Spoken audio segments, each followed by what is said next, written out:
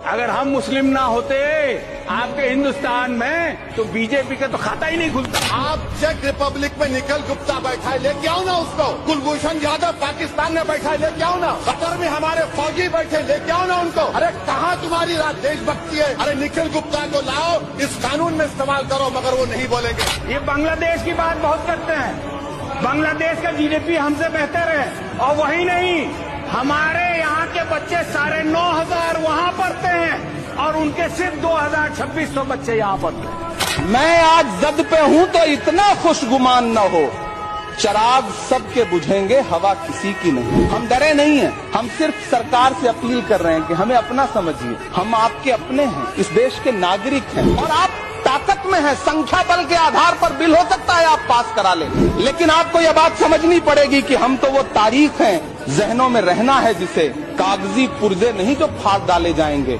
जिस जमीन पर मैं खड़ा हूँ ये मेरी पहचान है। आप आंधी हैं तो क्या मुझको उड़ा ले जाएंगे?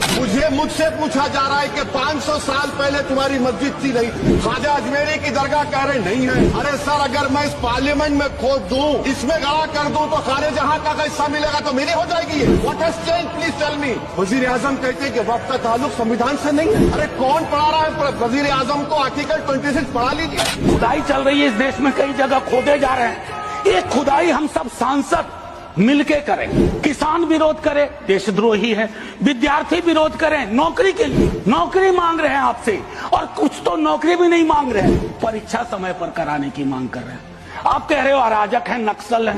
14 का चुनाव, 19 का चुनाव, 24 का चुनाव, जवाहरलाल नेहरू नहीं आ रहे हैं, विपक्ष आ रहा है, कांग्रेस आ रही है। 100 साल आप चुनाव जीतेंगे, लेकिन नेहरू को फिर भी वहां खड़ा पाएंगे। मंदिर बना दिए, हमने ये बना दिए, आप अपनी पीठ थपथपाते रहे। मोदी जी की गारंटी है करके जब उन्होंने कहा तो आप सभी ने तालियां बजाई, बेंच को बजा बजा कर अपने हाथ दुखा दिए। मैं आपसे एक सवाल करना चाहता हूं, आंकड़े आपके ही है, आपने एग्जामिनेशन सिस्टम को तो क्लियर कर दिया है, नौकरियां कितनी है ये बताइए। हाईली क्वालिफाइड बच्चे आज क्लर्क की, चपरासी की नौकरी के लिए अप्लाई कर रहे हैं कि आज पढ़े लिखे बच्चों की हालत ऐसी हो गई है कि पढ़ो फारसी और बेचो तेल, ये हालत हो गई है।